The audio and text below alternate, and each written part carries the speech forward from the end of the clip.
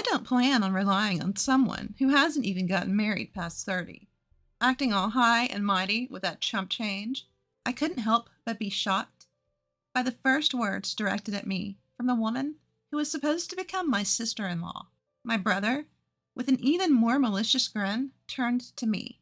Sis, just go home already. Please don't forget to leave your gift, though. The two of them laughed at me together. I felt something close to hatred towards my brother, but the next words he said made me lose even that emotion. Well, it doesn't really matter if we have your gift or not. All our relatives love me, and they're probably giving us a lot of money. Mom likes me more than you, too, so she might even give me all of her property. Hey, that makes it sound like you're just using them for money. Well, it can't be helped. They're a good source of income. I never thought my brother could be such a terrible person. I was foolish for being considerate of these people. Despite it being our first reunion in a long time, my brother hasn't changed a bit since the old days. If anything, his terrible personality has only worsened, and I couldn't stand it anymore. I reached my limit and left the waiting room while the two of them laughed together. My name is Emma. I'm 32 years old. I work for a foreign cosmetics company. After graduating from college, I worked for another company, but I was lucky enough to be headhunted by my current company and changed jobs. The people I work with are ambitious, and I work tirelessly every day while receiving constant motivation. As a result, I now hold the position of department head. Ever since I started working at this company, they have recognized my worth.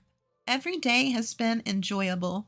Of course, there are times when I struggle with work, but the sense of accomplishment after overcoming those challenges is something I can't experience anywhere else. I've never been one to spend my days thinking about how much fun I'm having every day, especially before going to college. My days were very stifling. I have a younger brother, Nate, who is 5 years younger than me. Ever since Nate was born, my mom has been completely devoted to him. She loves him so much that I became less important to her. As a young child, I couldn't find anything to fill the loneliness of not being cared for by my mom. The more my dad and relatives tried to pay attention to me, the more I missed my mom. On the other hand, Nate was the first boy born in our family in a long time. He was also the type to easily get spoiled by anyone. So before long, our relatives stopped caring about me and only doted on my brother. To make matters worse, I have a strong sense of justice and hate wrongdoing. Not many people find a child who points out problems so cutely.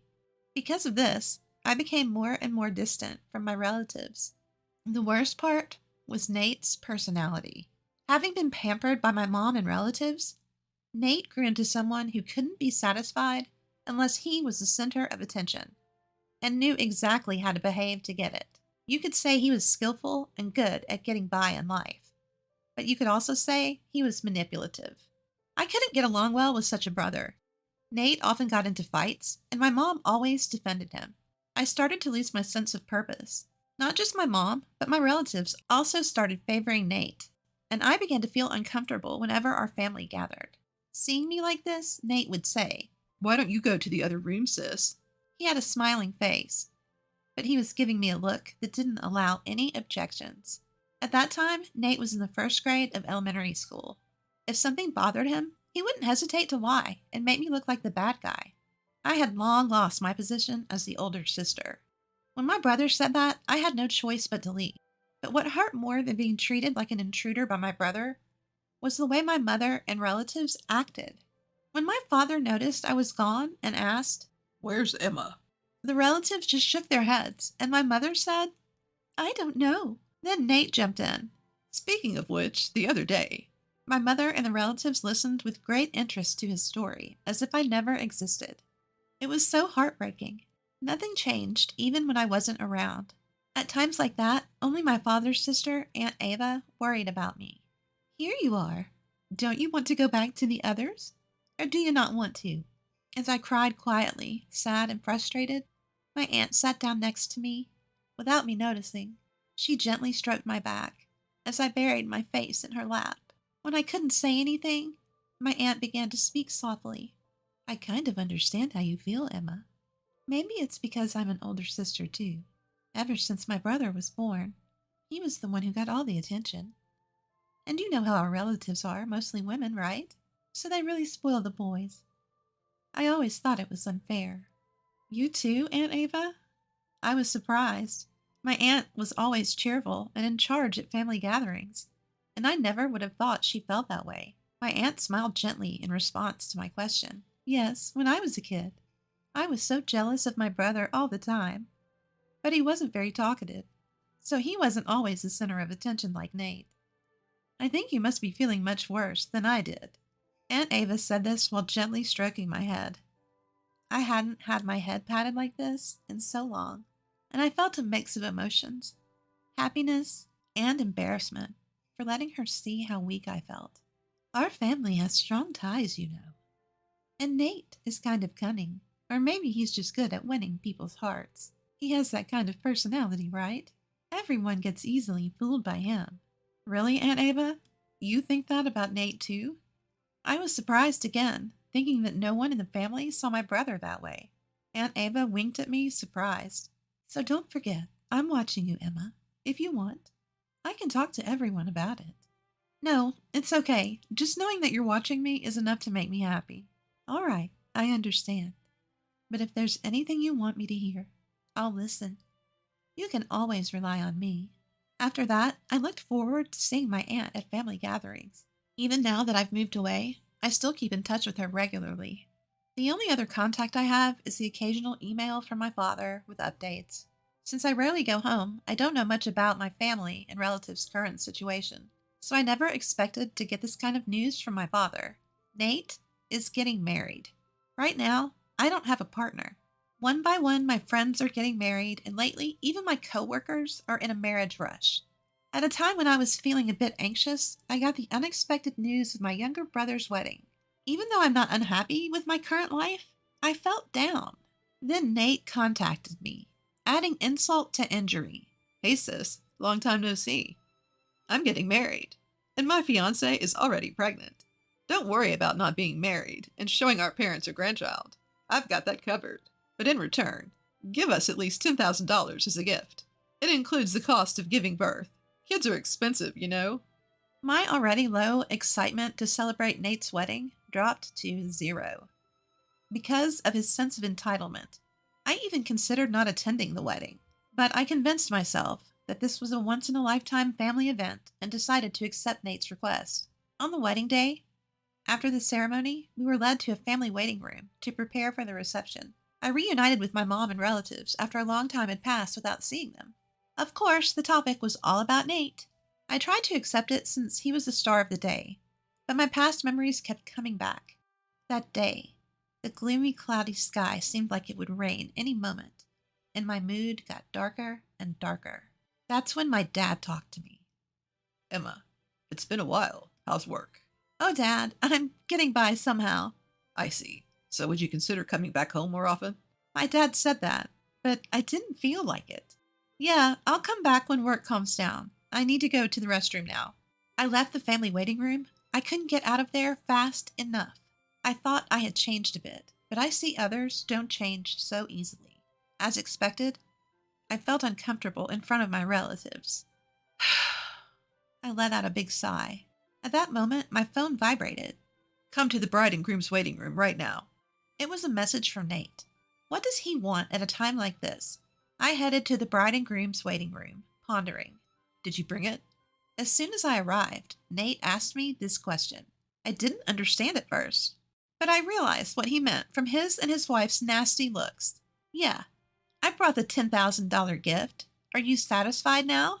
Congratulations on your wedding.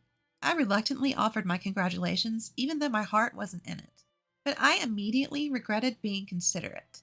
Only $10,000? I clearly said to give more than that. Isn't it common courtesy to give more than the requested amount? You're as clueless as ever, sis. Wait a minute. Isn't $10,000 already a generous amount? I gave it because you said the baby was coming. Isn't your attitude a bit much?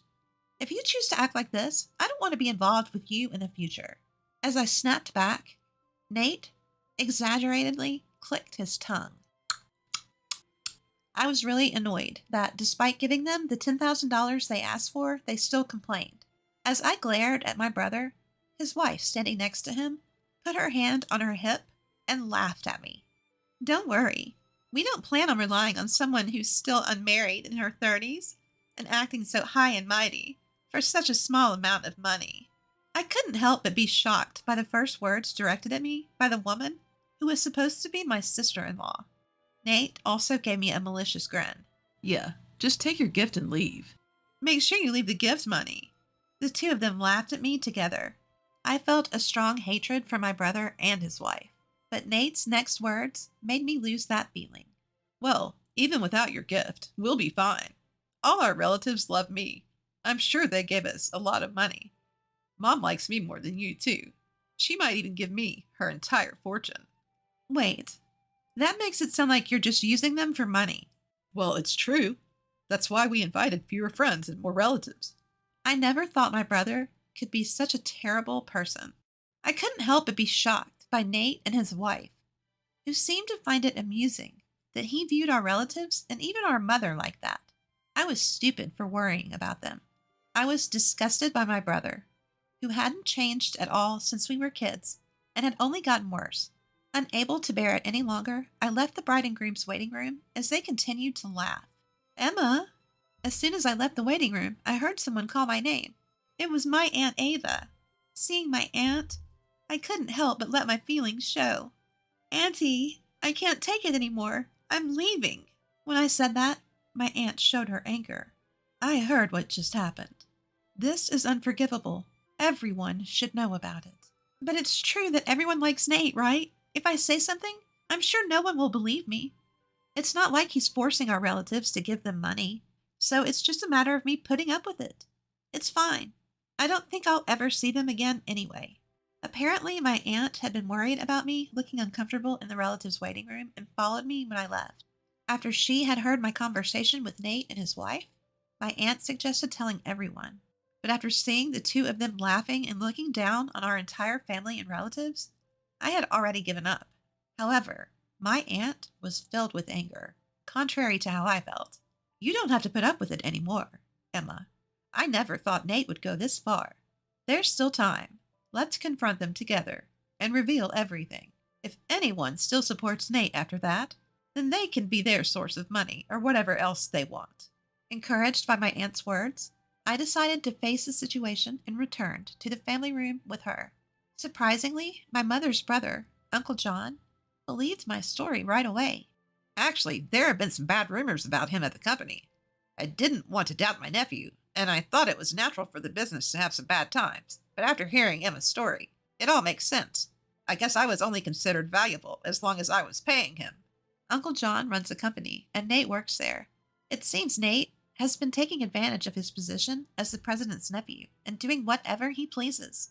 Because Uncle John is the company's president, our relatives respect him. When he acknowledged my story, everyone started to believe me one by one. There's no way Nate could be like that. My mother, who had been adamant until the end, gradually grew suspicious, not only because of me, but also because my aunt had talked about Nate.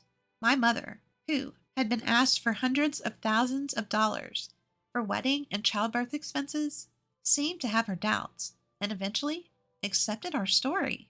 My father, who seemed to have believed me from the beginning, was radiating with anger. At that moment, when all the relatives finally listened to me and my aunt, my father spoke up. I'm sorry for our son. We must have raised him wrong. Let's all go home today. He doesn't deserve to be celebrated.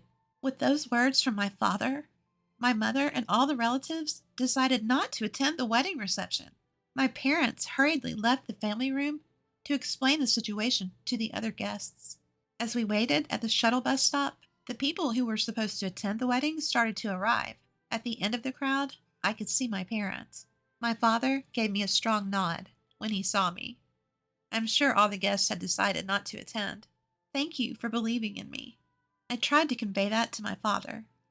But as I approached him, he was yelling into his cell phone.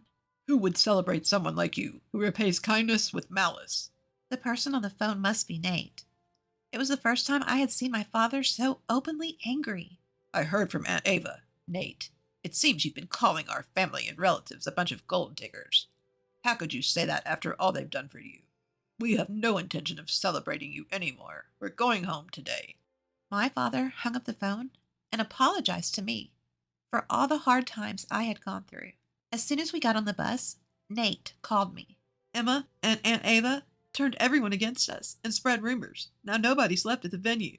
I calmly responded to Nate, who was panicking and raising his voice. Your Aunt Ava heard you guys making fun of the family. She joined in the conversation, so everyone believed us. Can you stop saying I spread rumors? I just told the truth. It's the same thing. What are you going to do about it? And I don't know. We're already on the bus. Don't say that.